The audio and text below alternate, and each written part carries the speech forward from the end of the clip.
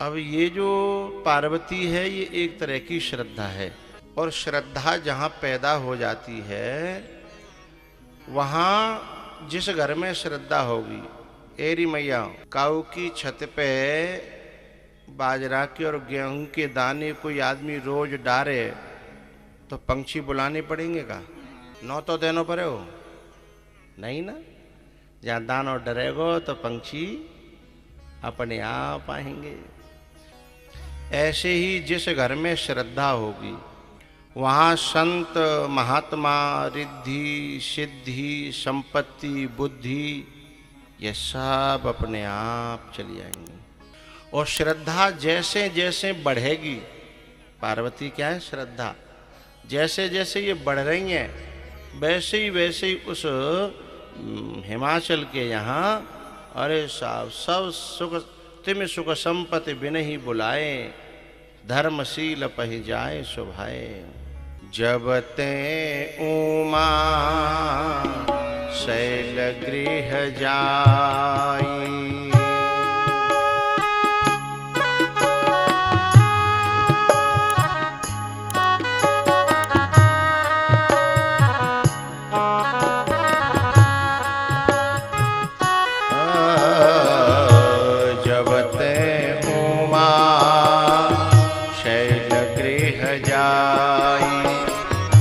सकल सिद्धि संपत्ति तह छाई।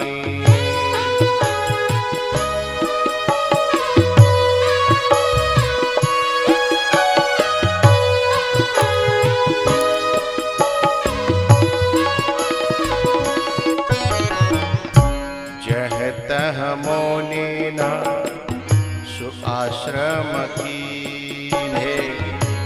उचित बास हिम भूधर दीने।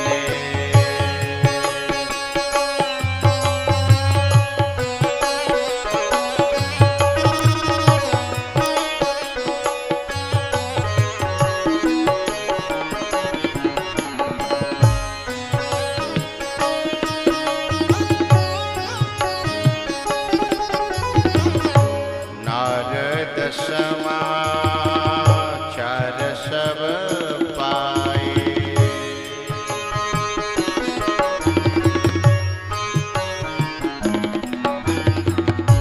कौतुक कही गिरे गेह सुराए।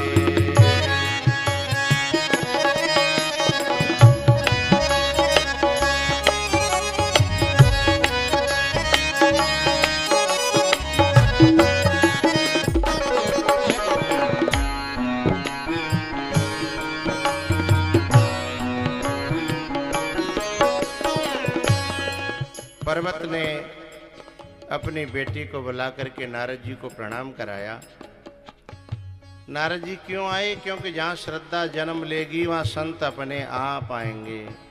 जहाँ श्रद्धा बढ़ेगी वहाँ संत अपने आप आएंगे।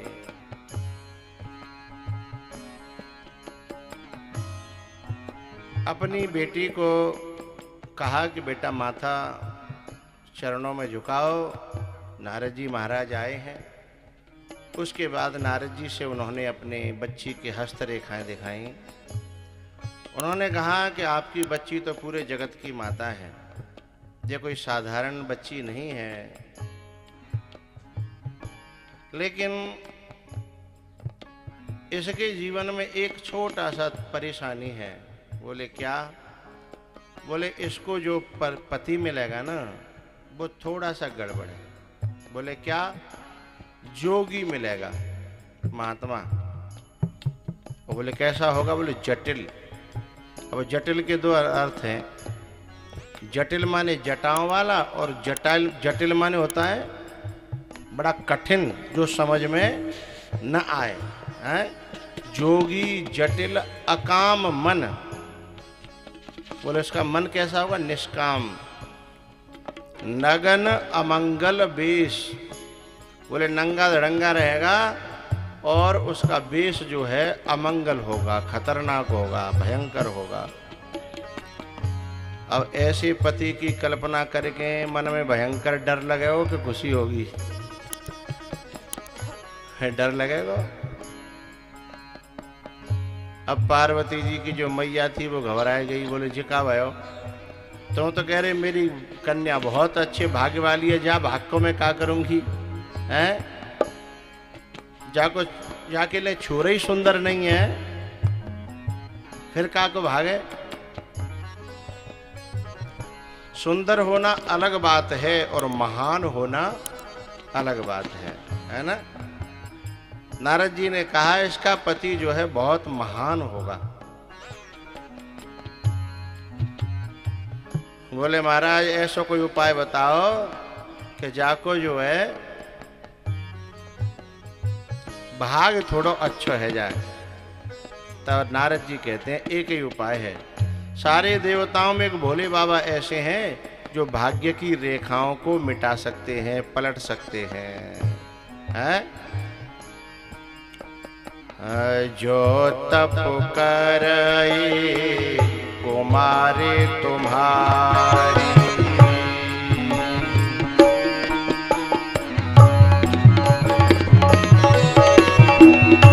जो तप करई कुमारी तुम्हारी, भावी उमेटी सकहि त्रिपुरारी।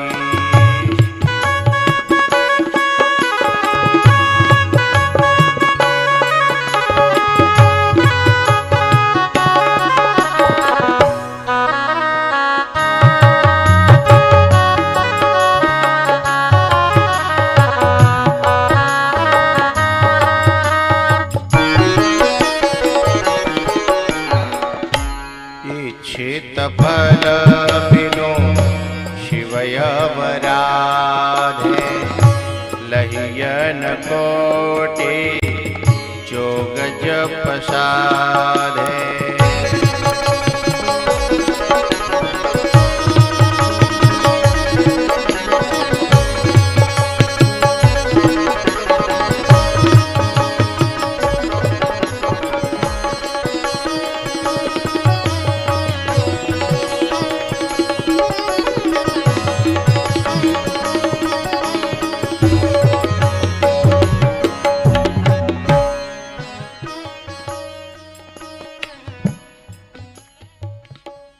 अरे मैना, तुम्हारी बेटी तपस्या करेगी ना तो असंभव भी संभव हो जाएगा।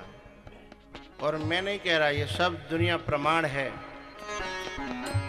तपबल विष्णु सकल जग त्राता, तपबल रचई प्रपंच विधाता।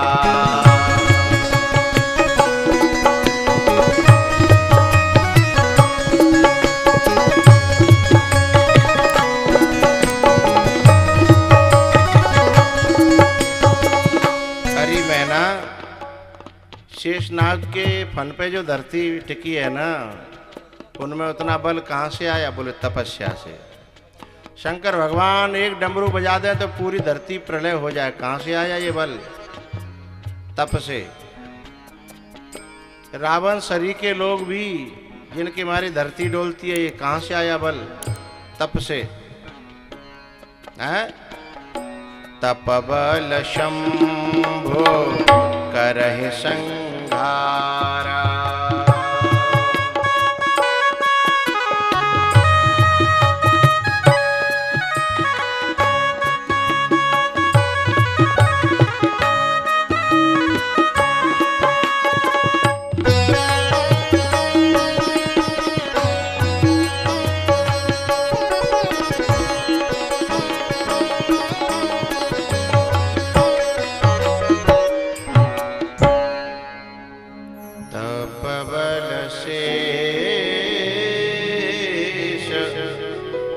धरहि महि भारा।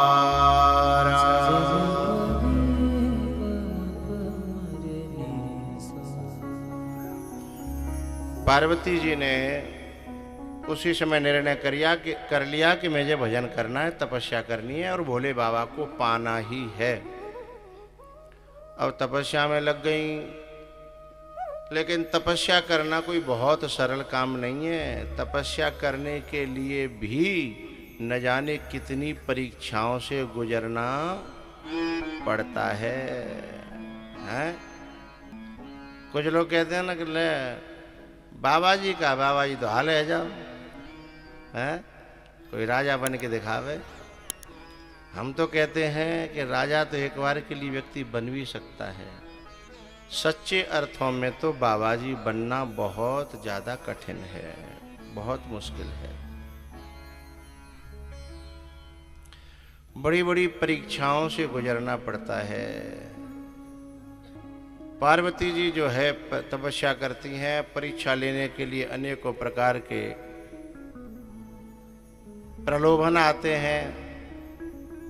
एक बार तो स्वयं सप्तऋषि आ गए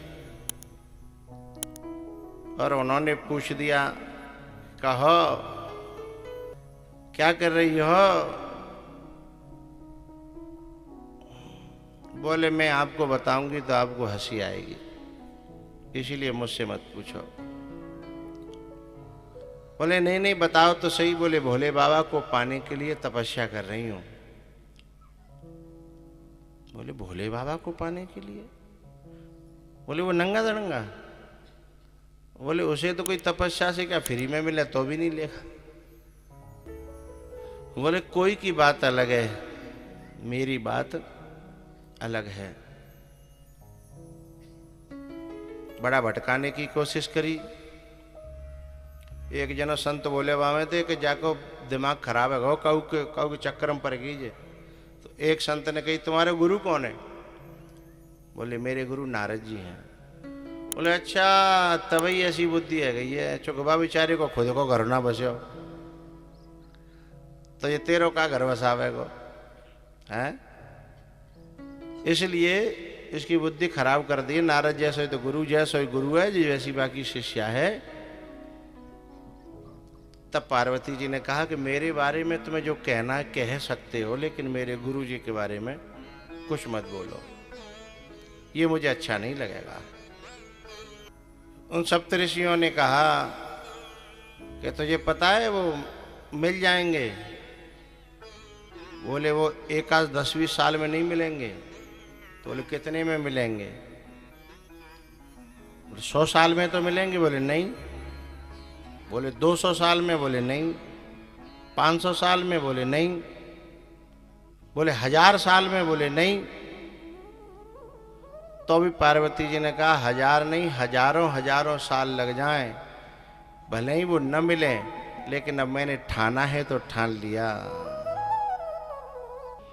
जन्म कोटि लगे रगर हमारी, वरऊं संभोनत रहूं कुमारी, वरऊं संभो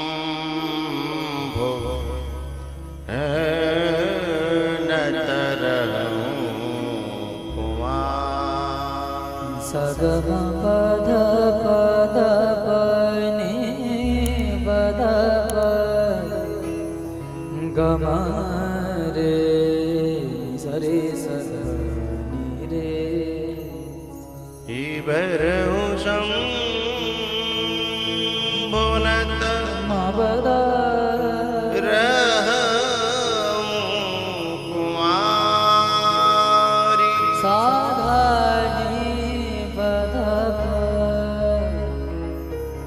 जन्म कोटि लगे